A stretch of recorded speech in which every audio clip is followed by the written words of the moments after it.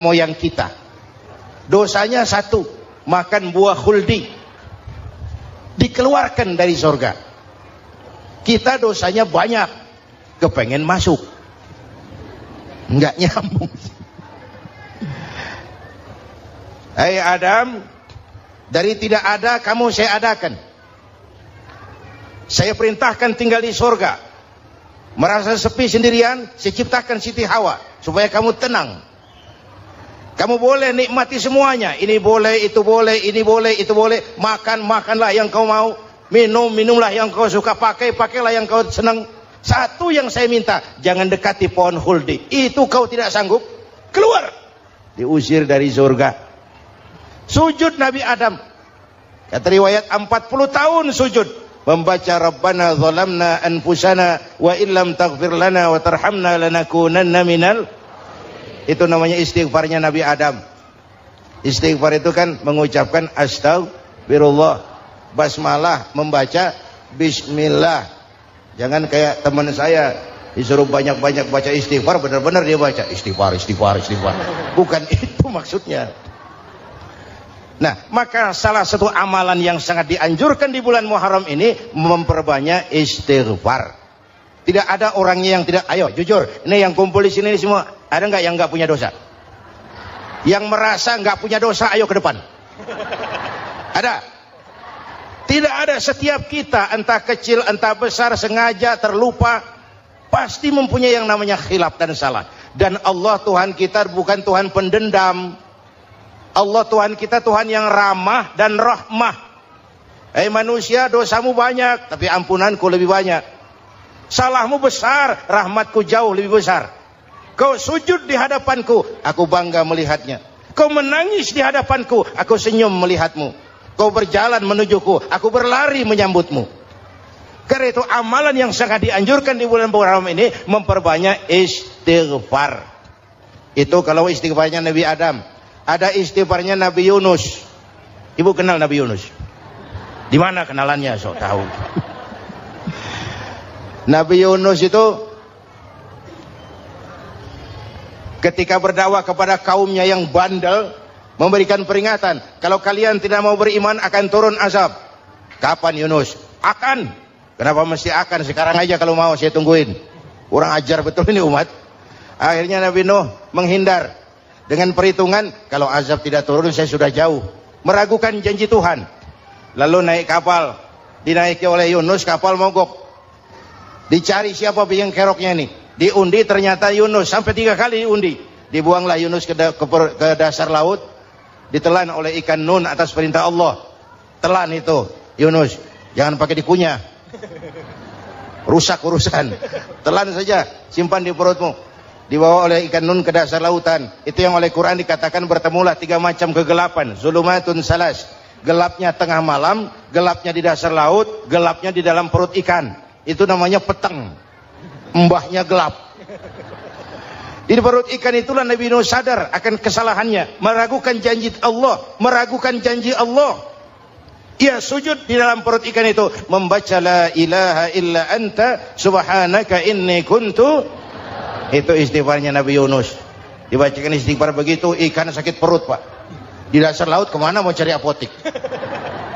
Dia naik ke permukaan, memuntahkan isi perutnya, Nabi Yunus keluar dengan selamat. Itu pun terjadi pada hari ke-10 bulan Muharram.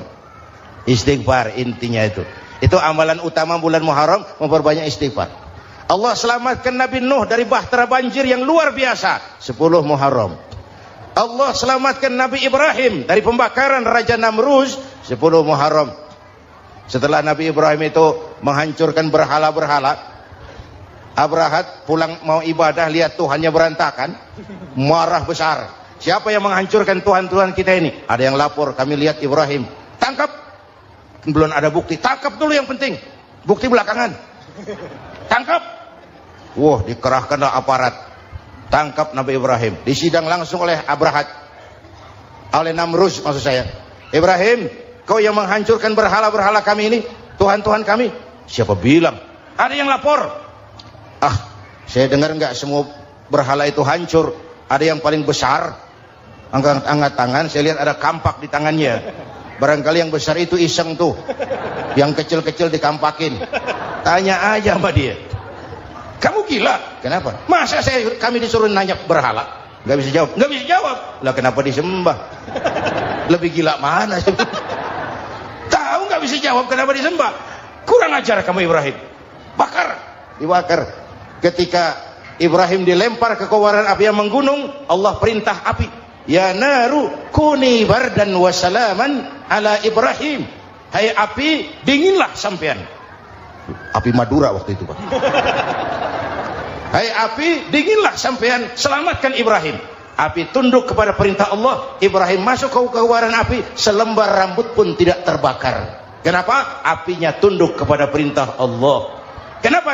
Karena Ibrahim orang yang takut kepada Allah. Api tunduk kepada perintah Allah.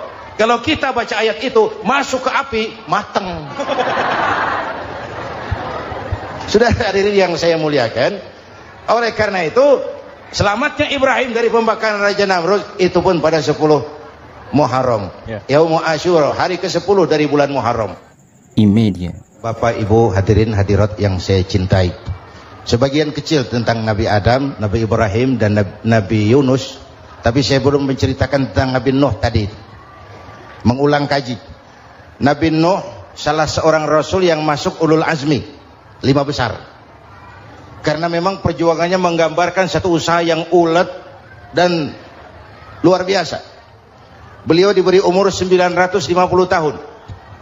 Lalu berdakwah selama 900 tahun. Sore, pagi, siang, malam.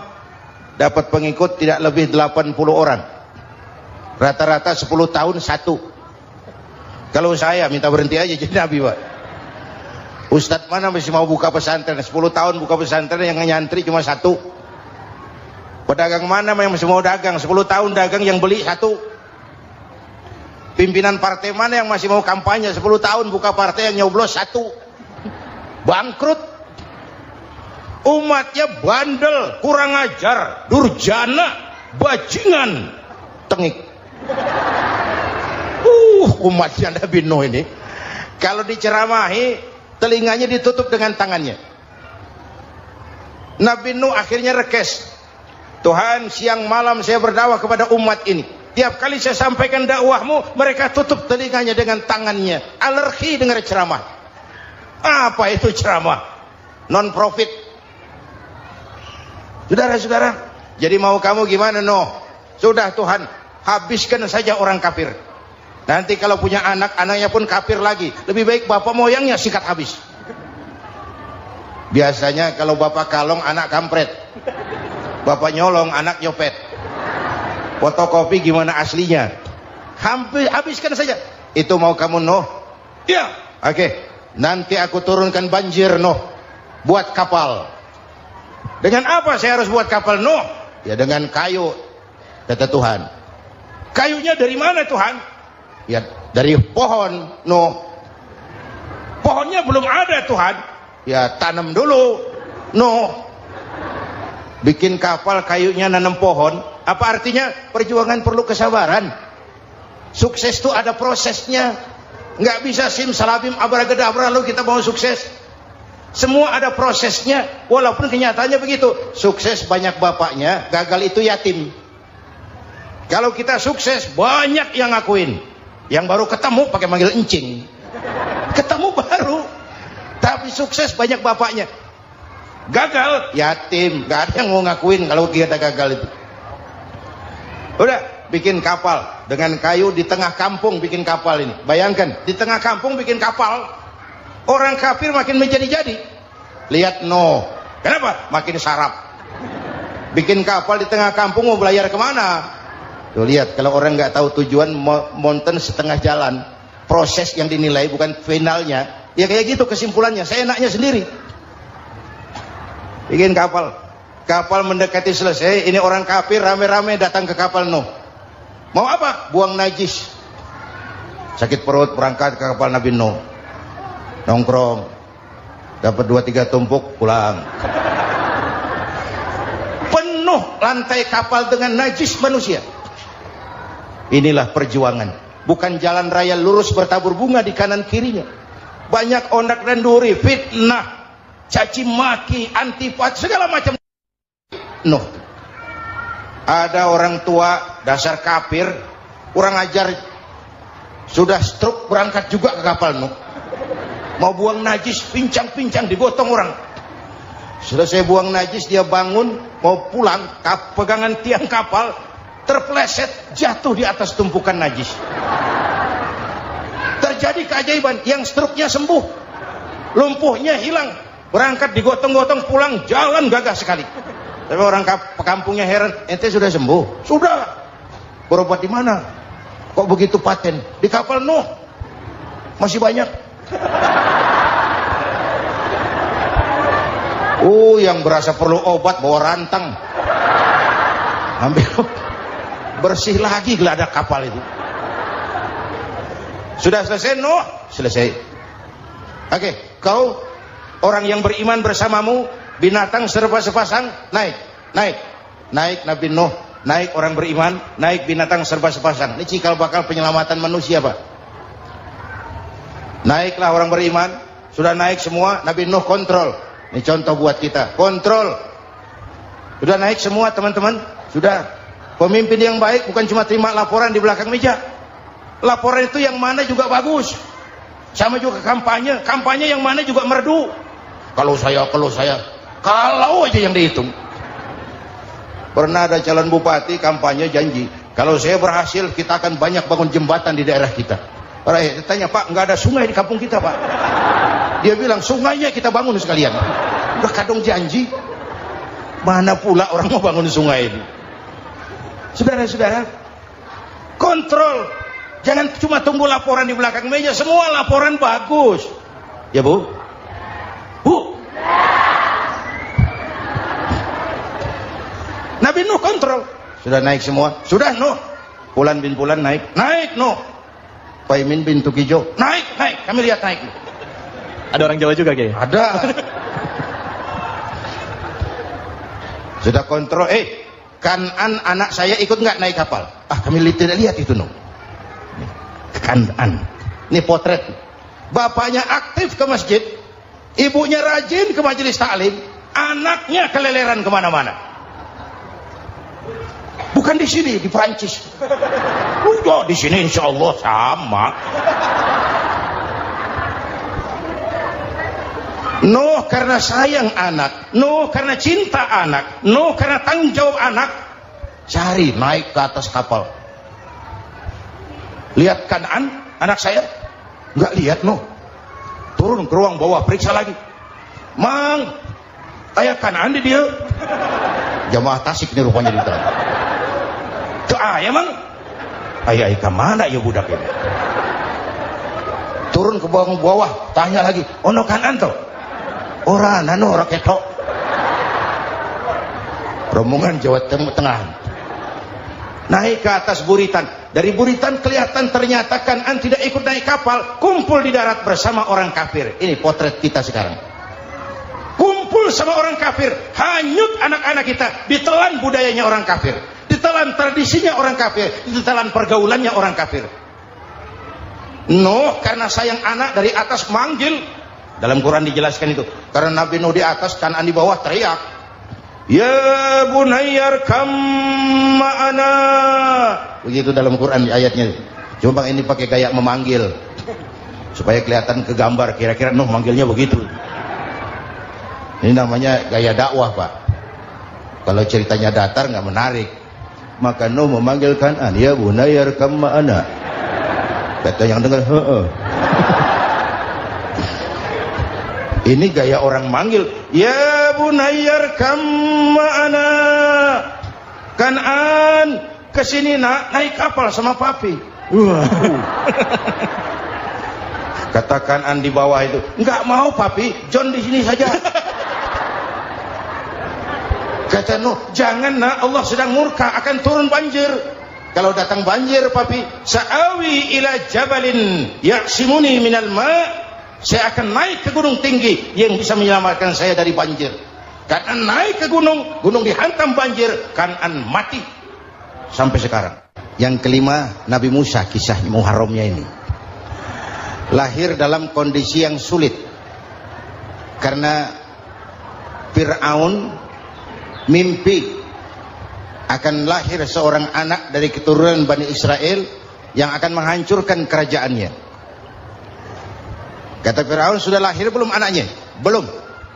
Kalau gitu mulai malam ini laki-laki dilarang bergaul sama istrinya. Semua perempuan hamil di bawah pengawasan negara. Mulai hari ini kalau lahir anak laki-laki terutama Bani Israel, penggal. Satpol PP disiapkan. Udah ada kayaknya. Ada. Patroli. Bayangkan, nah Fir'aun itu bikin undang-undang seenaknya sendiri. Apalagi merasa kekuasaannya dalam ancaman. Penguasa manapun kalau merasa dalam ancaman, panik. Padahal kekuasaan itu kayak harimau. Makin lama ditaiki, makin sulit turun. Kenapa? Karena macannya makin lapar. Naik terus capek, turun dimakan harimau. Serba sulit. Saudara-saudara, kalau kita mau belajar dari Pak Harto, saya melihat kekurangan Pak Harto cuma satu, terlambat berhenti. Terlambat berhenti. Di sekelilinginya banyak tukang-tukang jilat, tukang-tukang semir. Pak, kalau tidak ada bapak kami bagaimana, Pak? Saudara hadirin yang saya hormati, maka sering saya ingatkan, temanmu yang sejati adalah teman yang membuat kamu jadi benar, bukan teman yang selalu membenarkan kamu. Berapa banyak pejabat-pejabat hancur karena selalu dibenarkan oleh lingkungannya. Bapak benar, Pak. Bapak bijaksana, Pak. Itu tepat, Pak. Benar. Buang angin pun kata kelilingnya, oh Bapak sehat. Temanmu yang sejati, teman yang bikin kamu jadi benar, bukan teman yang selalu membenarkan kamu. Bapak Ibu hadirin yang saya hormati, tapi kehendak Allah terjadi. Lahirlah Musa. Bayinya dihanyutkan di sungai Nil. Bayi sudah menderita, dihanyutkan di sungai Nil. Dan akhirnya besar di lingkungan istana Fir'aun. Diriwayat oleh Ratu Aisyah, perempuan Fir'aun. Setelah mulai berjuang, terjadilah itu. Musa dan pengikutnya dikejar oleh Fir'aun. Sampai di tepi laut, Allah wahyukan Musa, lempar tongkatmu ke laut. Dalam kondisi darurat, mukjizat tiada jalan. Kondisi darurat. Kalau tidak, mukjizat itu maunya Allah, bukan maunya Nabi. Nabi nggak kuasa. Allah yang mau, tapi hidup Nabi bukan mukjizat, manusiawi. Tidak mentang-mentang ada mukjizat tongkat, tiap sulit main tongkat, nggak usah berjuang kalau begitu. Itu darurat menyelamatkan umat. Tongkat dilempar ke laut, laut terbelah. Laut terbelah. Itu secara visualnya bisa kita lihat dalam film The Ten Commandments. Udah nonton belum? Urusan nonton kalah sama Ustadz bagaimana sih? Ten Commandments, 10 firman Tuhan. Tekniknya bagus loh. Bagaimana laut terbelah? Musa lewat, Fir'aun mengejar.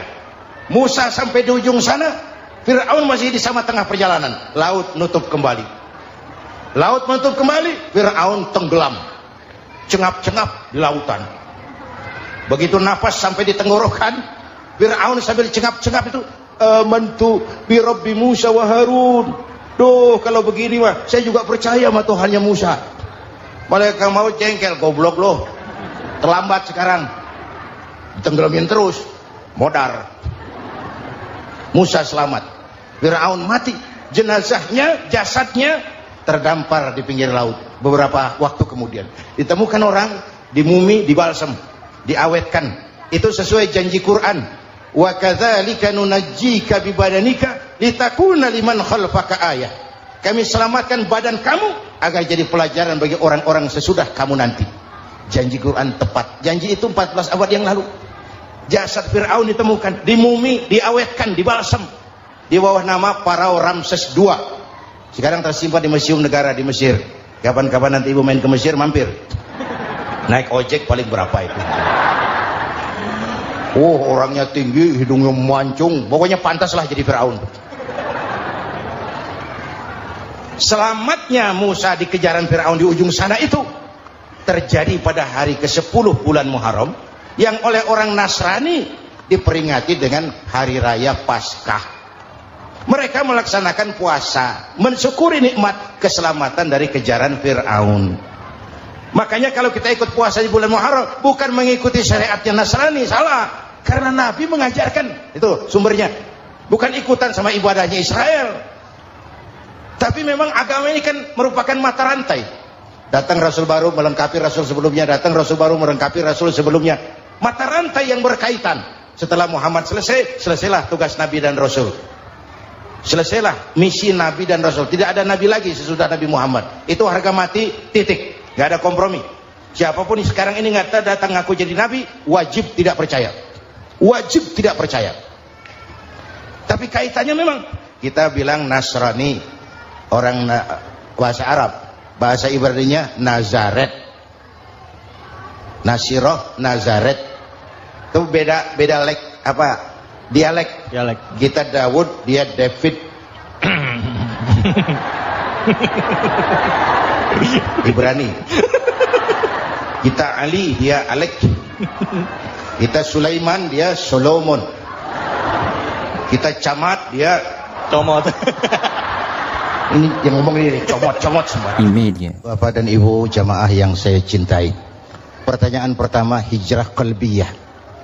Ada hijrah badaniyah, hijrah fisik yang dilakukan Nabi dan sahabat dari Mekah ke Madinah. Itu hijrah badaniyah. Ada hijrah qalbiyah, hijrah hati. Dan ini yang kita perlukan sekarang. Karena refleksinya akan membias kepada alur kehidupan. Kalau hati kita mau berhijrah, fisik akan ikuti. Hijrah dari dari malas ibadah menjadi rajin ibadah. Hijrah dari maksiat kepada yang ma'ruf. Dari berpecah belah menjadi bersatu. Hijrah seperti itu yang sangat kita perlukan. Apalagi masyarakat ini paternalistik. Kita harus hijrah mental sekarang ini. Maka yang disampaikan tadi benar. Seorang ketua MK siap mengundurkan diri kalau terbukti anak buahnya terlibat suap. Itu walaupun siap, tapi sudah angin segar buat rakyat. Bahwa masih ada banyak insya Allah pejabat kita yang punya harga diri. Walaupun ada juga pejabat kita yang muka tembok, kulit badak, kuping kebo. Muka tembok, kulit badak, kuping kebo. Biasanya kalau kereta api tabrakan di negara-negara maju, Menteri Perhubungannya mundur. Di kita petugas palang pintu dipecat. Jauh sekali menteri sama petugas palang pintu. Yang benar-benar diadili yang krocok-krocok, kopral-kopral itu. Padahal hadisnya jelas, ar-rashi wal murtashi finnar. Yang nyuap dan yang nerima suap, dua-duanya neraka. Kasus potret belakangan ini, yang nerima suap, yang diuber, yang nyuap aman, yang nyuap aman, yang korupsi pajak dikecil-kecilin, yang ngemplang pajak aman. Padahal ngemplang pajaknya triliunan. Padahal dia sudah dikasih fasilitas oleh negara mengelola sumber daya alam negara yang artinya milik rakyat. Dia harus bayar pajak, uang pajaknya dikumpulkan bagi sebesar-besar kemakmuran rakyat. Itu tindakan merugikan rakyat. Karena itu betul, saya setuju, hijrah qalbi yang perlu kita lakukan sekarang. Hijrah hati. Kita ini bangsa Indonesia, nah seperti timnas. Timnas sekarang anak-anak muda sudah berani pakai baju PSSI. Iya. Kenapa? Menang. Coba kalau kalah terus, nanti menang. Tapi bangsa Indonesia itu memang seperti timnas, namanya kesebelasan, 11 orang. Walaupun ada pemain bintang ya ada presiden, gubernur, menteri, itu bintang-bintang. Tapi bintang baru ada artinya kalau dibantu 10 pemain yang lain. Cristiano Ronaldo, siapa itu? Penyerang tengah Real Madrid, bintang. Lionel Messi, siapa lagi? Barcelona, bercelana. Michael Rooney, bintang Manchester United. Ronaldo baru bintang, Messi baru bintang kalau ada 10 pemain yang lain. Bagaimanapun hebatnya Cristiano Ronaldo, kalau sendirian lawan satu kesebelasan babak belur. Itulah kita bangsa Indonesia, kita satu kesebelasan, harus saling memperkuat. Ada bangsa kita ini yang jadi jaksa, ada yang jadi hakim, ada yang jadi polisi. Itu posisi penyerang tengah, kiri luar, kanan dalam, back, striker, kiper, posisi. Tapi sadar, kita satu kesebelasan, Bung. Jangan bikin gol ke gawang sendiri. Kalau punya bola bagus, operan dong sama temannya. Yang bisa menciptakan gol, operan. Ada yang jadi pengusaha besar, bagus boleh. Punya untung besar, operan. Kasih masjid, kasih pesantren, operan. Ini kesebelasan kita kalau punya bola, pelitnya setengah mati, Pak. Nggak mau ngoper. Bawa sendiri, mending bikin gol. Enggak. Kita ini satu kesebelasan. Satu sama lain harus saling memperkuat. Bahwa ada penyerang tengah, itu sih posisi. Tapi kalau memang peluang memungkinkan, ayo dong operan. Yeah. Saya iri sama kesebelasan Nasrani di Indonesia. Mereka kalau punya bola, operannya cakep. Gereja cepat selesai, rumah sakit Kristen cepat selesai. Kenapa? Operannya bagus. Kita ini kalau punya bola bawa sendiri, nggak mau ngoper. Maka masjid nggak selesai-selesai. Madrasah banyak yang bocor. Rumah sakit Islam kalah bersaing. Kenapa? Operannya berat. Ayo menyadari, kita ini timnas, satu kesebelasan. Jangan menjegal kawan seiring, kawan sendiri dijegal. Ya. Sudah musuh terlalu kuat, gawang sendiri dijebol. Akhirnya terbalik kita ini. Ujian terberat telah diberikan Allah kepada para anbiya. Ya. Kemudian para aulia, kemudian para ulama. Summal amsal fal amsal, ke bawah dan ke bawah, diuji setiap orang menurut kekuatannya berpegang kepada agama. Ya. Kalau karena anak Melayu bilang, kalau takut dengan ombak, jangan berumah di tepi pantai. Iya. Kalau takut diterjang ombak, jangan berumah di tepi pantai. Kata ibu tadi, mau jadi pohon tinggi, harus berani ketiup angin. Makin tinggi pohonnya, makin keras anginnya. Takut angin, jangan jadi pohon tinggi, jadilah rumput. Enggak ditiup angin, tapi diinjak kebo. Apa yang enggak ada resikonya? Apa yang enggak ada resikonya? Semua nabi. Ada yang dihantam kekuasaan yang arogansi. Ibrahim berhadapan dengan Namrud. Musa berhadapan dengan Fir'aun. Ada yang diuji dengan berhadapan umat yang sangat kurang ajar. Ada yang diuji dengan gosip yang dahsyat. Nabi Yusuf digosipi sama Zulaikha itu. Nabi Yusuf Nabi Yusuf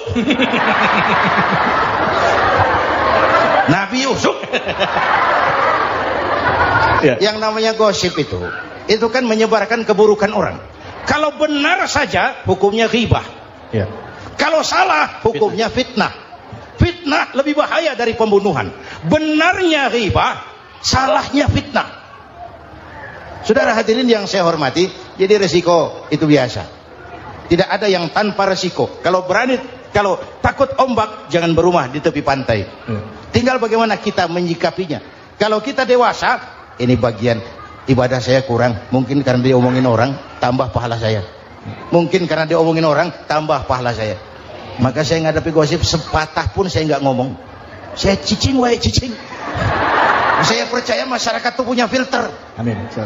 Saya percaya Tuhan itu nggak tidur.